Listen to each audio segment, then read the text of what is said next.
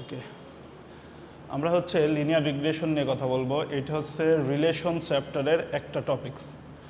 এখানে আমরা আরও টপিকস পড়বো, বাট মিডের আগে শুধু একটাই পড়বো। এই টপিকসটা মূলত ব্যবহার করা হয় প্রেডিকশন করার জন্য। মানে আমরা যখন প্রেডিক্ট করতে চাই, প্রেডিক্ট বা প্রেডিকশন, আমরা এই প্রেডিকশন করার জন্য আমরা এই লিনিয়ার রিগ্রেশন ইউজ করি। কীরকম? এইটা তো জানো এক্স অক্ষ হয়, এটা ওয়াই হয়, তাই না? যদি মনে করো তোমার স্টাডি টাইম যদি মনে করো তোমার স্টাডি টাইম বাড়তে থাকে, তুমি বেশি বেশি সময় ধরে স্টাডি করো, তাহলে আমরা বলতে পারি যে তাহলে তোমার যে সিজিপিএ এটাও বাড়তে পারে। মানে যত বেশি সময় তুমি স্টাডি করতেছো, আমরা ধরে নিতে পারি যে যত বেশি প্র্যাকটিস করতেছো মানে তার সিজিপিএ বাড়ার সম্ভাবনা আছে। তার মানে হচ্ছে স্টাডি টাইম বাড়তেছে, সিজিপিএ বাড়তেছে। যখন এক্স আর ওয়াই দুটোই একসাথে বাড়ে, তখন এইখানে যে রেখাটা পাওয়া যায় সেই রেখাটা হচ্ছে এরকম স্ট্রেট লাইন হয়। তবে স্ট্রেট লাইন হয়, উপরের দিকে কার্ভটা যায়।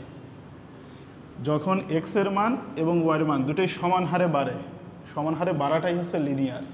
মানে সমান হারে যে বেড়ে যাচ্ছে সময়, এটাকে বলে লিনিয়ার। এইরকম হলে পরে এইখানে যে রেখাটা পাওয়া যায় সেটা হচ্ছে একদম স্ট্রেট লাইন পাওয়া যায়। এই লাইনটার নাম হচ্ছে লিনিয়ার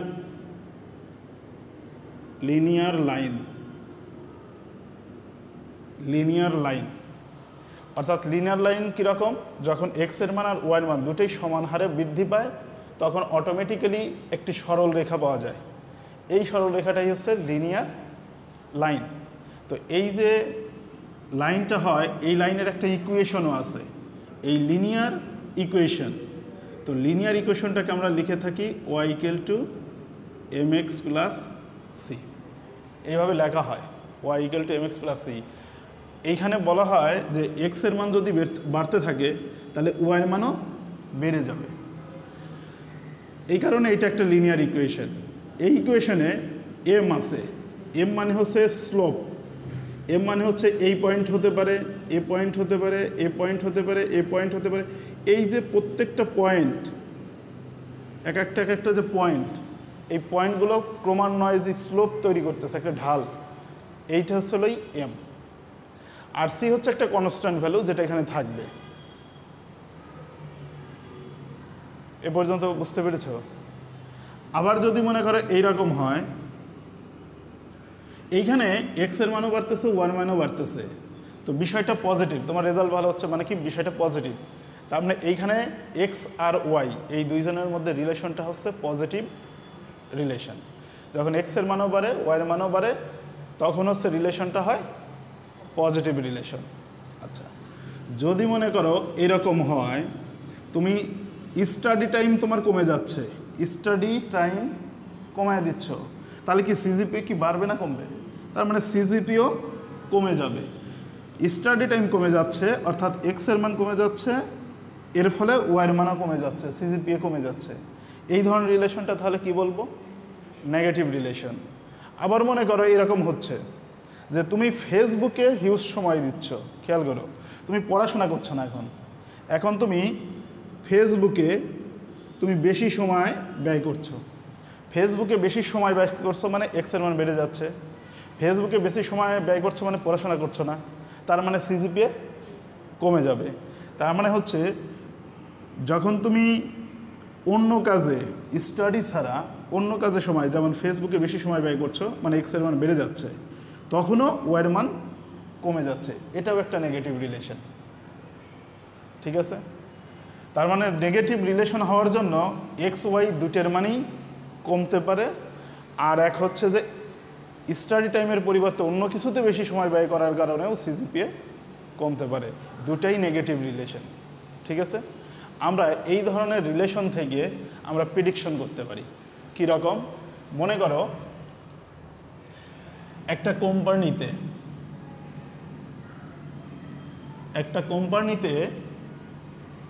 কোম্পানিতে আমরা একটা সার্ভে করলাম। ঠিক আছে? সার্ভে করে দেখলাম যে কোম্পানিতে হচ্ছে ওয়ার্কিং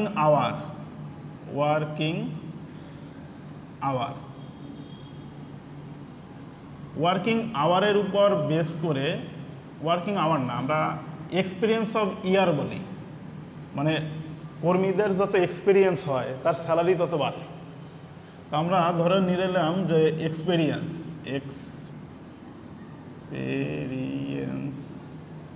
এটা হলো এক্সপিরিয়েন্স কাদের? ওয়ার্কারদের। ইয়ার এক্সপিরিয়েন্সটা হচ্ছে ইয়ার বেস, ঠিক আছে। আর এর সাথে তাদের স্যালারি, তার মানে এটা টাকায় ধরি, ঠিক আছে।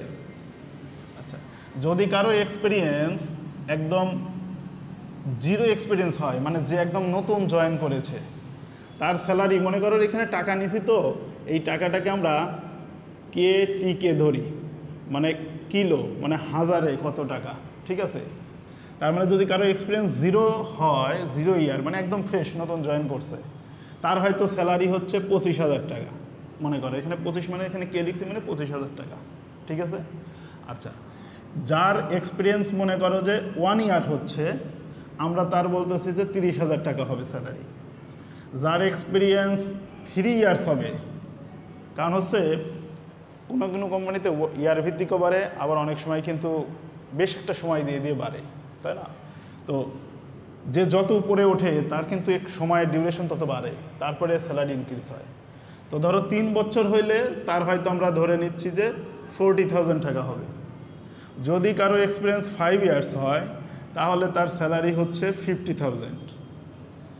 কারো স্যালারি এক্সপিরিয়েন্স যদি 10 বছর হয়, তাহলে তার স্যালারি হচ্ছে মনে করো 95,000 টাকা, ঠিক আছে। এইটা হচ্ছে আমরা একটা সার্ভে করে কোম্পানিতে পেয়েছি, এক্সপিরিয়েন্সের সাথে সাথে তাদের স্যালারি এইরকমভাবে বাড়ে। এখন প্রশ্ন হচ্ছে, নতুন একজন মনে করো বাইরে থেকে হায়ার করেছি, নতুন, সে বাইরে থেকে এসেছে, তার কিন্তু জিরো এক্সপিরিয়েন্সও না, তার এক্সপিরিয়েন্স আছে। তো তার এক্সপিরিয়েন্স ধরে নাও যে তার এক্সপিরিয়েন্স আছে হয়তো 4.5 ইয়ার্স, আর না হলে তার এক্সপিরিয়েন্স আছে মনে করো 7 ইয়ার্স। তাহলে 4.5 ইয়ার্স যদি তার এক্সপিরিয়েন্স হয়ে থাকে, তাহলে আমরা তার স্যালারি কত দিব? আমাদের এখানে সরাসরি লেখা নেই, তাহলে আমাদের ক্যালকুলেশন করে বের করতে হবে। তার মানে এইখানে স্যালারি কত হবে সেটা আমাদের বের করতে হবে। এইখানে স্যালারি কেমন হবে সেটা বের করতে হবে। তার মানে 7 বছরের ক্ষেত্রেও স্যালারি কী বের করতে হবে। আমরা আমাদের কোম্পানিতে ইয়ার ভিত্তিক যদি কারো এইরকম এক্সপিরিয়েন্স হয়, আমরা এইভাবে স্যালারি দিয়ে থাকি। বাইরে থেকে একজনকে হায়ার করছি, তার এক্সপিরিয়েন্স 4.5 বছর, তাহলে তার স্যালারি আমরা কত ধরবো? আর একজনের এক্সপিরিয়েন্স 7 ইয়ার্স, তাহলে তার স্যালারি কত ধরবো? এইটা আমাদের এখানে সরাসরি নাই, কিন্তু আমরা এটা বের করতে পারি। যেহেতু এইগুলোর মধ্যে কিন্তু একটা সিকোয়েন্স থাকবে, কারণ স্যালারি চাইলেই একজনকে তুমি 20,000 আর একজনকে 50,000 দিবা, তা কিন্তু হয় না, একটা সিকোয়েন্স থাকা লাগে। তো মনে করো এইটা হচ্ছে সেই ডেটা যার মধ্যে একটা সিকোয়েন্স রেখে আমরা কোম্পানি মেনটেন করি। বাট এখন বাইরে থেকে এই 2 জন আসছে, তার ক্ষেত্রে আমরা কীভাবে নির্ধারণ করব টাকা? তখন নিশ্চয়ই একটা ক্যালকুলেশন বের করতে হবে। এই কাজটা দেখো, এই ইয়ার বেড়ে যাচ্ছে, টাকাও বেড়ে যাচ্ছে, ইয়ার বাড়তেছে, টাকাও বাড়তেছে, তার মানে কি এক্স আর ওয়াই দুটেই বেড়ে যাচ্ছে। মনে করো এইটা হচ্ছে এক্স, এইটা হচ্ছে ওয়াই, তার মানে কি এক্সও বেড়ে যাচ্ছে, ওয়াইও বেড়ে যাচ্ছে, তাহলে কি রিলেশন হবে? Positive relation. তার মানে y equal to mx plus C, এইটা দিয়ে বের করতে হবে। আর যদি নেগেটিভ রিলেশন হতো, তাহলে আমাদের ইকুয়েশনটা শুধু এইরকম হতো, y equal to -mx plus C. M এর মানটা পজিটিভ হওয়া মানে এম এর মানটা হয় প্লাস, আর নেগেটিভ রিলেশন হওয়া মানে এম এর মানটা হয় মাইনাস। লিনিয়ার রিগ্রেশন মানে হচ্ছে, দেখো এখানে কি এক্সও কমছে, ওয়াই কমছে, তার মানে হচ্ছে ইকুয়েশনটা উপর থেকে নিচের দিকে নামবে, কিন্তু স্ট্রেট লাইনই থাকবে। আর এখানে লোকে নিচ থেকে উপরের দিকে যাচ্ছে পজিটিভভাবে, এটা হচ্ছে স্ট্রেট লাইনেই, মানে যাই হোক না কেন স্ট্রেট লাইনেই থাকবে। এই y equal to mx plus C, এটা লিনিয়ার ইকুয়েশন। লিনিয়ার ইকুয়েশনই হচ্ছে সরল রেখার ইকুয়েশন, ঠিক আছে। লিনিয়ার মানে হচ্ছে সরল রেখার ইকুয়েশন। তাহলে এখন বুঝতে পারছো?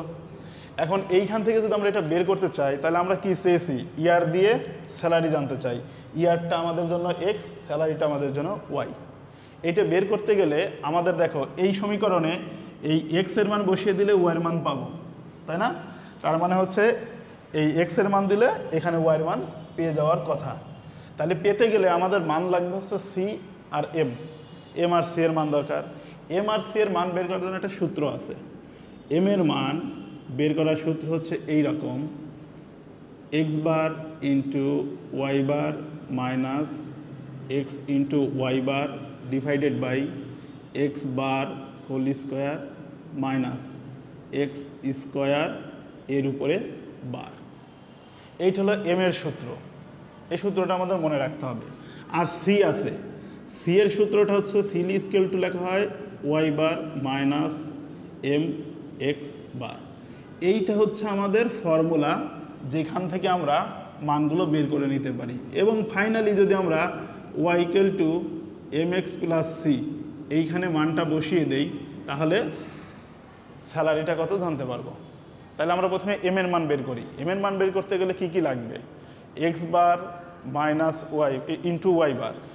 এক্স বার বের করার নিয়ম হচ্ছে এইখানে এক্স বারের মান আমরা বের করতে পারি এই সবগুলোকে যোগ করে টোটাল নাম্বার দিয়ে ভাগ। এখানে কয়টা নাম্বার নিয়েছি? 2, 4, 5। তাহলে প্রথমে যোগ করো 15, 19। তার মানে 19কে যদি 5 দিয়ে ভাগ করি, ক্যালকুলেটর ই করো তো, তাহলে এখানে 15 আর 4 19, 19 ভাগ 5 কত আসবে? 3.8 পেয়ে গেলাম। একইভাবে আসো ওয়াইয়ের মান দরকার, ওয়াই বার। ওয়াই বার মানে হচ্ছে এই সবগুলোকে যোগ করে 5 দিয়ে ভাগ করো। যোগ করো তো, যোগ করে ভাগ করো তো।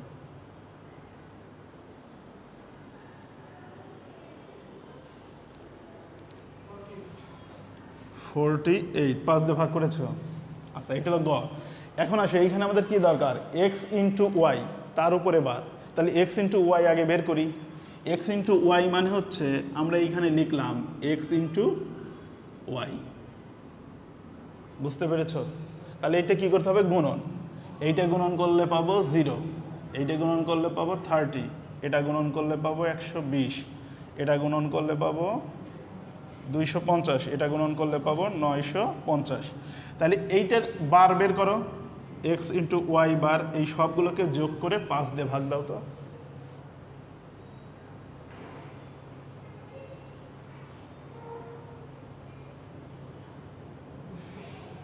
$270।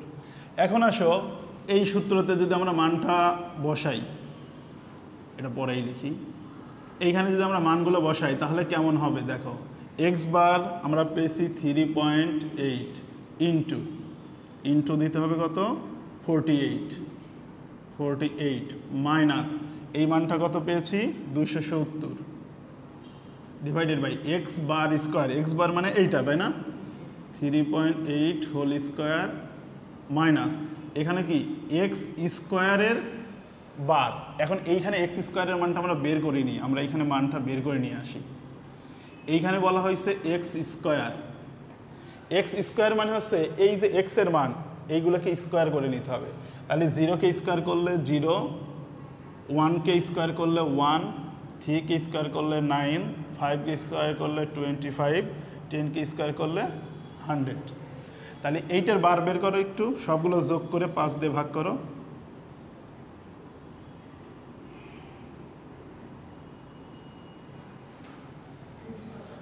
27। তাহলে এই মানটা আমরা পেয়ে গেলাম হচ্ছে 27। তাহলে এখন এইটা ক্যালকুলেশন করো তো। মাইনাস কত? 87.6। আর নিচে এটাকে স্কোয়ার করে এটা থেকে বাদ দাও, দেখো তো কত আসে।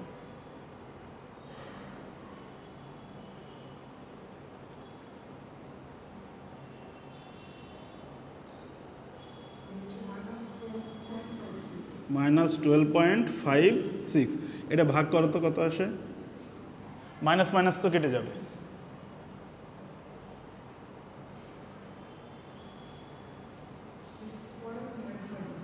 6.97। তাহলে এইটা এম এর মান পেয়ে গিয়েছি। এখন আসো সি এর মান। সি এর মান বের করতে হলে সূত্র হলো C equal to Y bar plus M minus Y bar minus M X bar. এরকমই লিখেছিলাম না প্রথমে, মাইনাস দিয়ে লিখেছিলাম, ঠিক আছে। এইখানে তাহলে মান বের করতে গেলে দেখো ওয়াই বারের মান হচ্ছে 48 মাইনাস এম এর মান হচ্ছে 6.97 ইন্টু এক্স বারের মান হচ্ছে 3.8। দেখো তো এইটা কত আসে, ওইটা গুণন করো, তারপর 48 থেকে বিয়োগ করে দাও।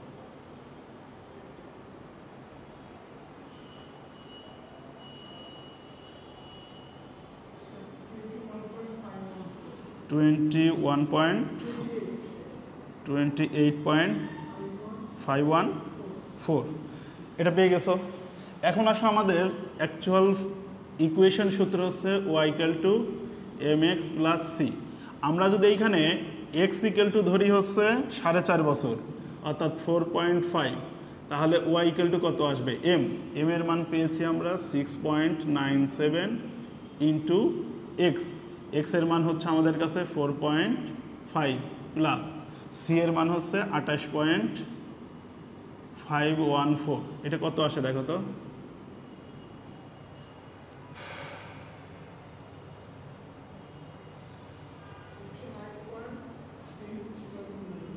$59.879, তাই না?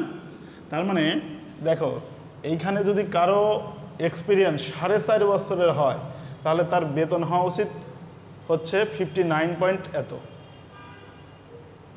যোগ ঠিক আছে তো? তাহলে কি আমরা এখানে ইকুয়েশন ধরতে ভুল করলাম? নিশ্চয়ই। তাহলে এখানে আমরা কোনো ইকুয়েশন ধরতে ভুল করেছি, কিন্তু ক্যালকুলেশন এভাবেই হবে। প্রসিডিউর বুঝতে পেরেছো? আচ্ছা একটু 7 বছরেরটা বের করো তো দেখি। 7 বছরেরটার ক্ষেত্রে এরকম হবে, এইখানে এম এর মান হচ্ছে 6.97 ইন্টু এক্স এর মান হচ্ছে 7 মাইনাস না প্লাস সি এর মান হচ্ছে 28.514। এটা দেখো তো কত আসে,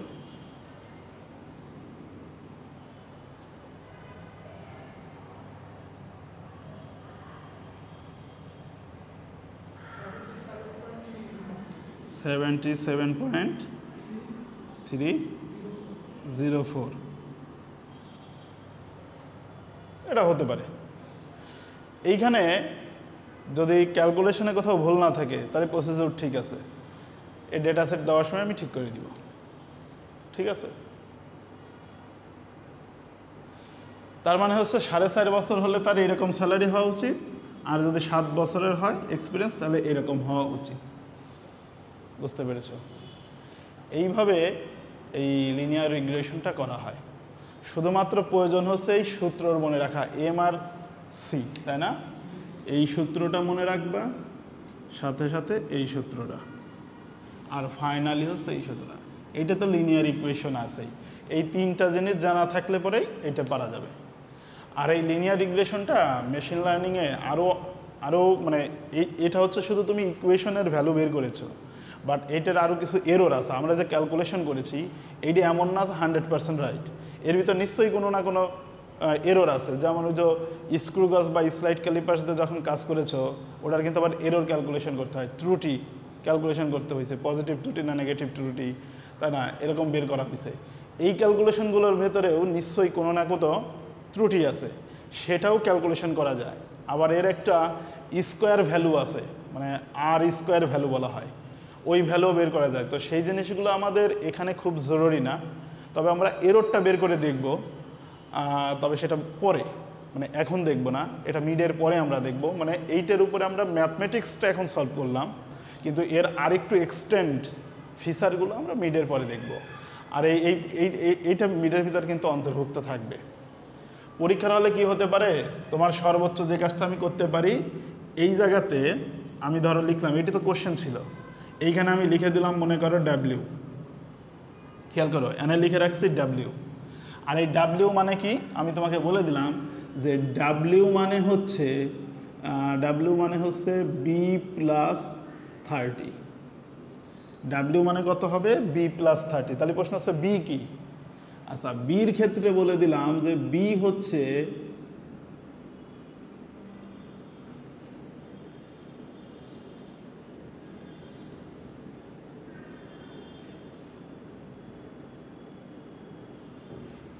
বি মানে হচ্ছে তোমার আইডির লাস্টের 2 ডিজিট কত? তোমার আইডির লাস্টের 2 ডিজিট কত? 995। তার মানে বুঝতে পারতেছো যে বি এর এইখানে আমি বসাবো 95 প্লাস হবে 30, কত হলো? 125। তার মানে এই জায়গাতে আমি কত লিখবো? 125। ঠিক আছে, এমন হতে পারে এইখানে আমি বলে দিলাম যে শুধুমাত্র হচ্ছে বি, তাহলে বুঝতে পারতেছো যে বি মানে কত হবে? 95, তোমার আইডির লাস্টের 2 ডিজিট। অঙ্কে পরীক্ষার হলে এই এক্স ওয়াইয়ের ভ্যালুর মধ্যে শুধুমাত্র মনে করো যে এইরকম একটা পজিশনাল চেঞ্জ থাকবে, যে এইখানে 125 না লিখে আমি লিখে দিয়েছি ডাব্লিউ, আর ডাব্লিউ মানে কি বলে দিয়েছি, বি মানে কি সেটাও বলা আছে। তাহলে এটাতে কি হবে? তোমাদের প্রত্যেকের আইডি নাম্বার ভিন্ন, তো প্রত্যেকের ভ্যালুও আসবে ভিন্ন ভিন্ন। ঠিক আছে, এটা কোশ্চেনে যেভাবেই থাকুক তোমরা প্রসিডিউর ঠিক রাখবা, প্রসিডিউর ঠিক থাকলেই ফুল মার্কস পাওয়া যাবে। ক্যালকুলেশন সামান্য যদি একটু কোনো প্রবলেমও থাকে তাও কোনো সমস্যা নেই, কিন্তু তোমার যদি ক্যালকুলেশনের এই প্রসিডিউর ঠিক রাখো তুমি ফুল মার্কসই পাবা। ঠিক আছে, কী করে? আচ্ছা আমি একবার বন্ধ করে